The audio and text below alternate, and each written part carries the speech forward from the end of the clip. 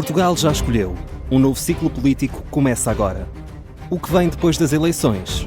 Aceda à informação que não cabe numa manchete. Assine hoje, com até 55% de desconto, e habilite-se a ganhar um dos 10 cartões oferta FNAC que temos para oferecer. Tudo em observador.pt. 10.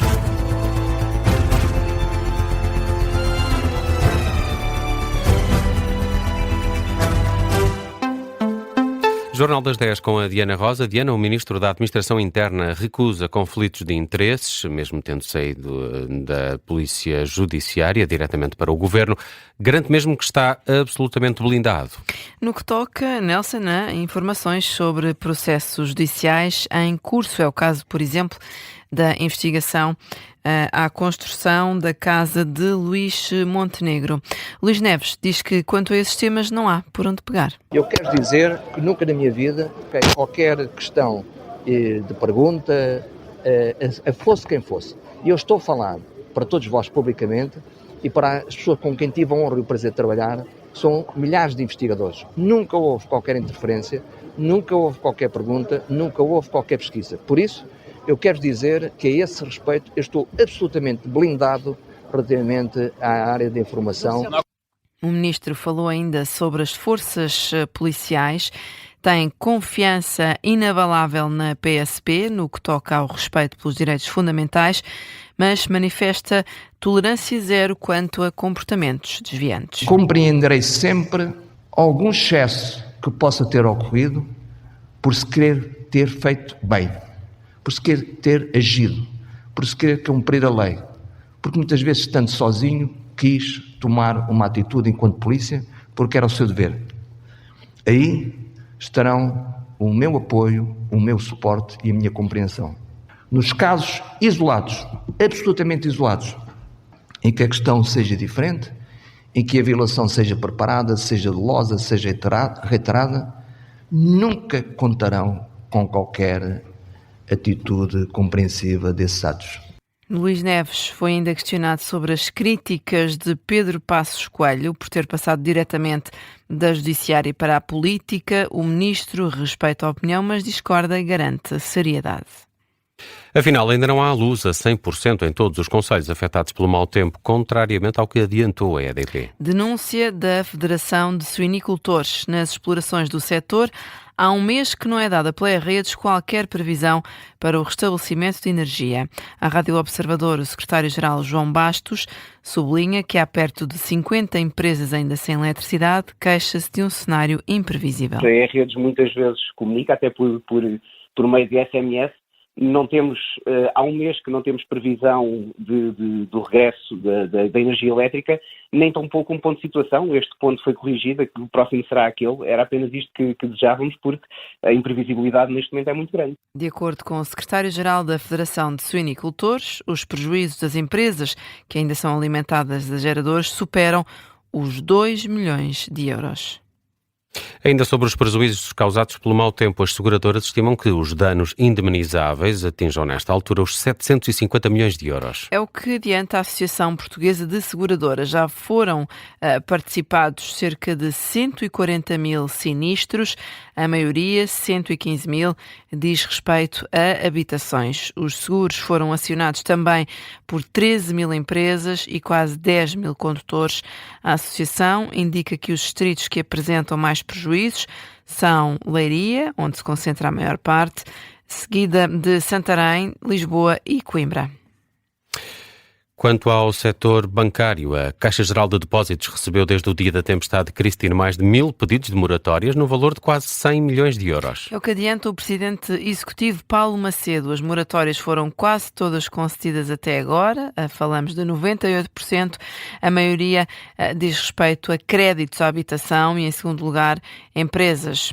A CGD recebeu também diversos pedidos de aumento de plafons de cartões de crédito por parte de clientes, assim como pedidos para reforço das contas correntes destinadas a aliviar a tesouraria das empresas. Paulo Macedo admite que o prazo de vigência das moratórias, fixado pelo Governo em 3 meses, pode ter de ser prolongado.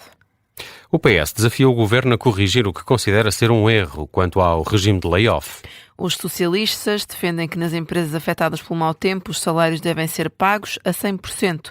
José Luís Carneiro diz que o PS foi claro sobre esta matéria desde o primeiro minuto. Aquilo que defendemos foi que se adotasse um modelo de layoff equivalente àquele que se adotou durante a pandemia Covid-19, que era evitar que os trabalhadores, a tempo parcial ou a tempo inteiro, evitar que perdessem rendimento.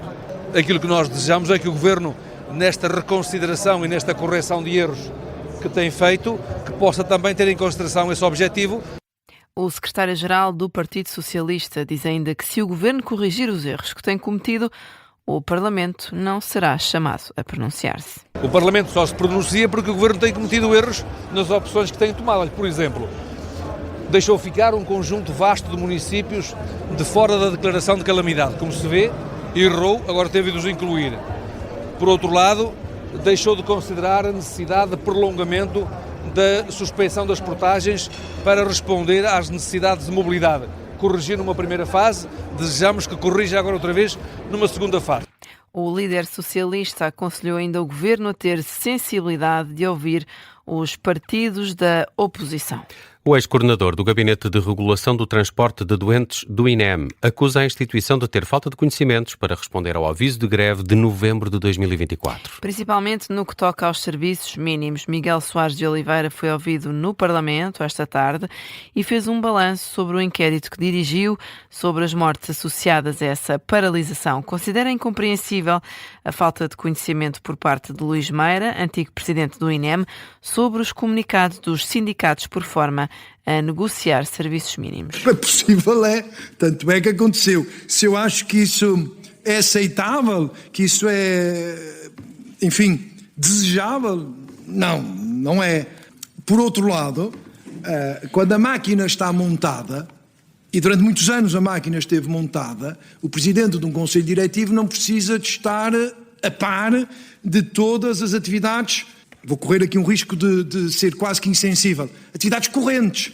Miguel Soares de Oliveira, que se demitiu este mês do cargo mais recente que ocupava no INEM. Entretanto, a secretária-geral do Ministério da Saúde recusa qualquer responsabilidade na falta de conhecimento do INEM relativamente a essas greves de 2024. Ana Margarida de Brito Pedroso foi também ouvida na Comissão Parlamentar de Inquérito ao Instituto Nacional de Emergência Médica para apurar responsabilidades durante a greve e a relação das tutelas políticas com o Instituto.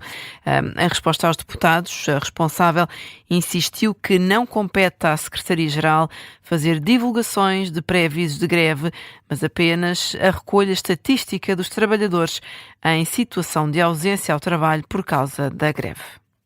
Vamos a outras notícias também em destaque nesta noite. Volodymyr Zelensky sugere uma próxima reunião trilateral com Moscou e Estados Unidos no início de março para ter lugar nos Emirados Árabes Unidos. Afirma que as conversações com os norte-americanos hoje, em Genebra, permitiram progressos no que toca à paz na Ucrânia. Na Liga dos Campeões de Handball, o Sporting venceu em casa o Aalborg. 35-33 foi o resultado final do jogo da jornada 12 do Grupo A. Os Leões chegaram ao intervalo a perder por 19-14 contra os dinamarqueses, mas conseguiram inverter o resultado na segunda parte. Já com lugar garantido na Champions de Handball, o Sporting está no 6º lugar da tabela com 12 pontos, a igualar o Nantes.